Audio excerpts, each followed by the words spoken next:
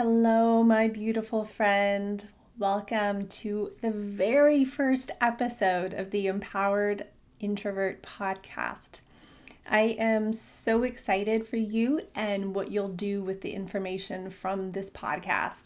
I was really going to provide you with tools and inspiration to feel more confident in your life, to enjoy your work more, to have better boundaries, to speak up with confidence, to make decisions that feel in alignment, and to heal long underlying patterns that when you are able to take the energy that you were using just to get by in that old pattern and then have access to that energy to create growth, to try new things, to go after your dreams and really make a life that you love. Like that is what we're here to do. So I'm so grateful to be here with you in your car, in your kitchen, or on your walk. I've got a cup of tea here and my cat over on the floor, and we are ready to dive in. Okay, so now I want to talk about a definition of being introverted. But before we go there, I want to note this definition. It's of being introverted as opposed to being extroverted. So we have this polarity, extroversion, introversion, and we're starting off from a place of extroversion being the better option.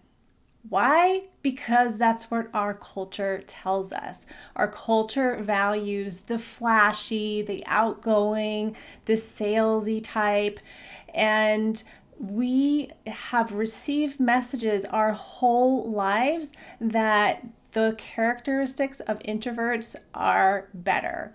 They're better for success at work, in relationships, and pretty much life in general.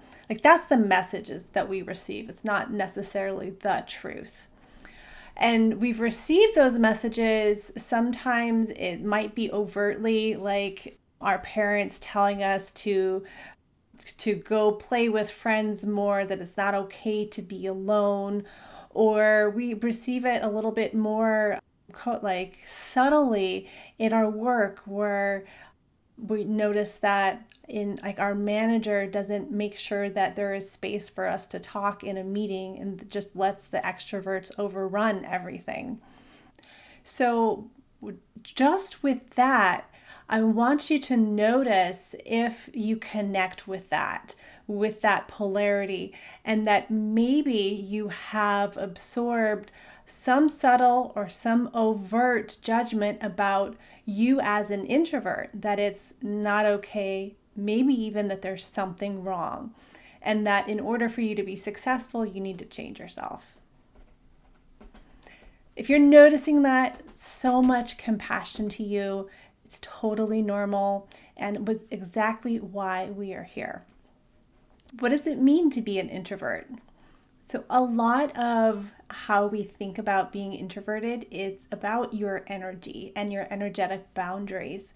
So you tend to love to be alone. You recharge within your own energy.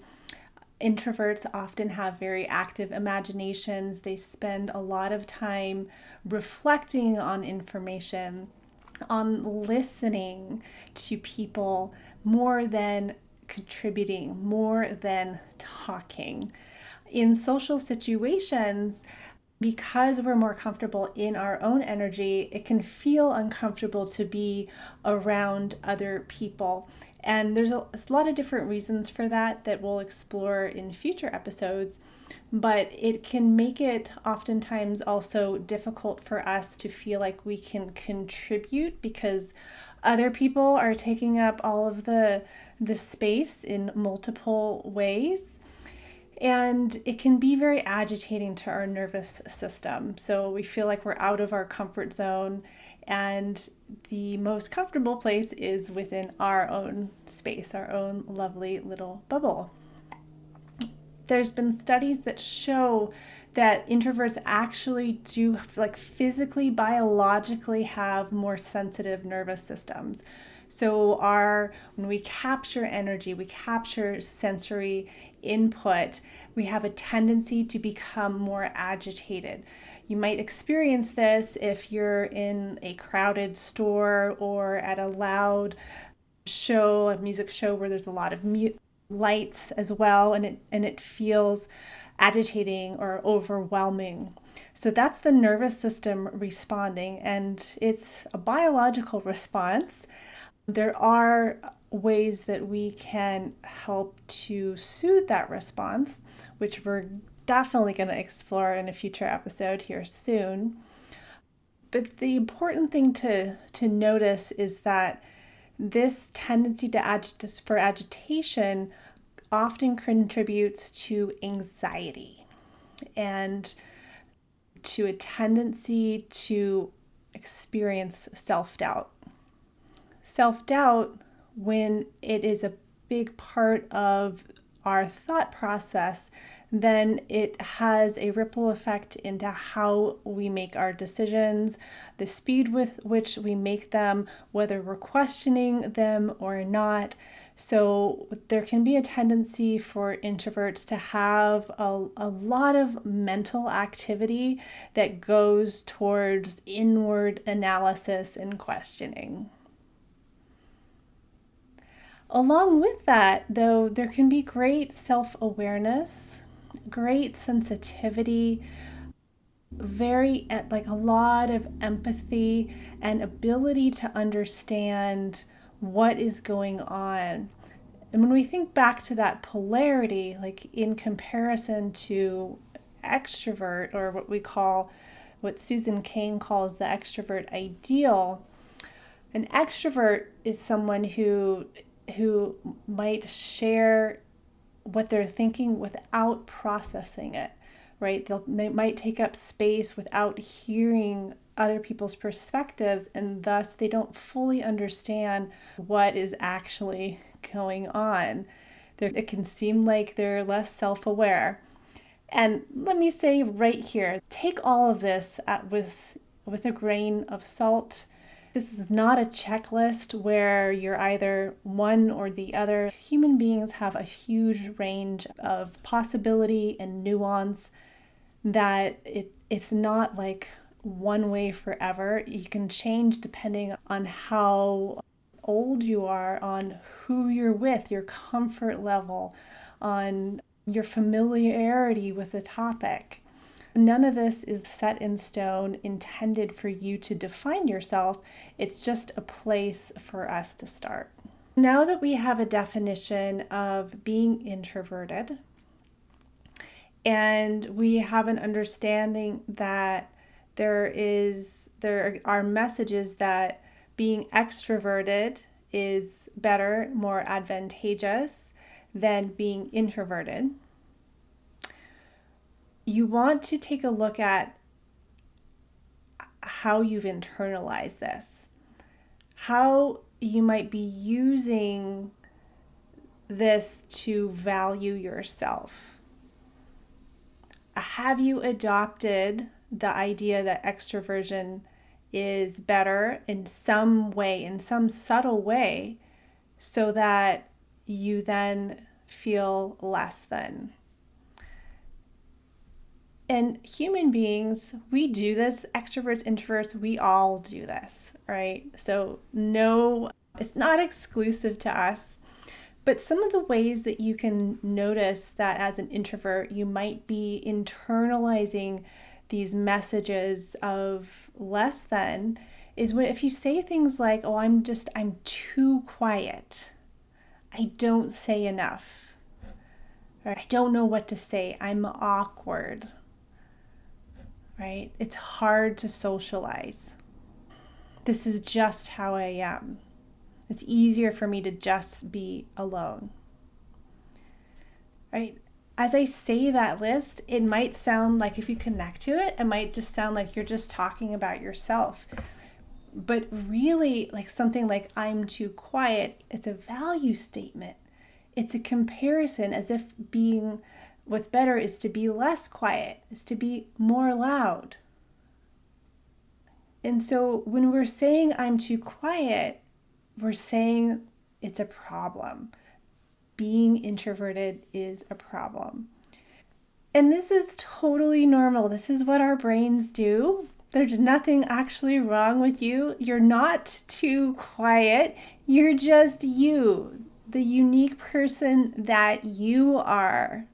And it's important. It might be uncomfortable to recognize, but it's so important because when you recognize it, when you can see the subtle ways that you've internalized this this idealization of the extrovert ideal, which comes from Susan Cain, then you can change it, right? Then you can decide to think about yourself in a way that is more supportive. That we're going to do that in this podcast. We're not going to spend a lot of time here today other than offering to you that this is an option, right? You can choose to value yourself in a way that you don't need to fix yourself. You just need to love and embrace who you are. And when you do that, it changes how you show up in your life. And it can really actually change, and it changes how you show up in your life. If you're not experiencing, and it changes how you show up in your life. When you feel good about how you interact with people, you stop dreading it. You stop overthinking your sharing. You find ways to embrace how you communicate, and the best way to create the conditions for you to communicate in a way that is amazing for you, that taps into your imagination, to the power of your deep reflection. You learn how to set boundaries so that it's easier to be around people, even the difficult ones. And doing all of this from a place of love and feeling good about yourself versus feeling like it's you against the world. And when you really embrace who you are, you reduce the anxiety, you reduce the worrying and the overthinking, and can calm down. You can become more confident and more resilient and show up your way and and it's okay, right? It's not like you trying to show up as an extrovert is the only option. It's like you showing up as you is an option that is different and amazing. So you can really learn to embrace your introvert qualities and build on them. And if you're not there yet, amazing. That's why we're here. It's an invitation for you to really look within, to open up, to cultivate and give your attention to yourself in a way that's going to help you blossom. To review, we've talked about the definition of an introvert and how there is a cultural bias towards extroversion, and that we have probably in some ways internalized that, and it affects how you think about yourself, how you feel, which affects your self-confidence. It affects your anxiety and stress levels, which affect then how you show up in your work, in your relationships, and in your life, and really what you think is possible for yourself. And ultimately, that you can choose, that you can change this, that you can decide to value yourself and really lean into what it means to be an introvert. And from there, create more confidence, create more calm, which creates a foundation upon which you can build work, relationships, and life. That's what being an empowered introvert is. And I like to look at it from a holistic perspective of understanding what it means to be you from a nervous system point of view, from an emotional point of view, from a mindset point of view, because all of these directions have so much information and tools and opportunities for you to nourish yourself. And when you understand how you work as an introvert in these different ways, then you can better know how to support yourself to feel more confident and calm.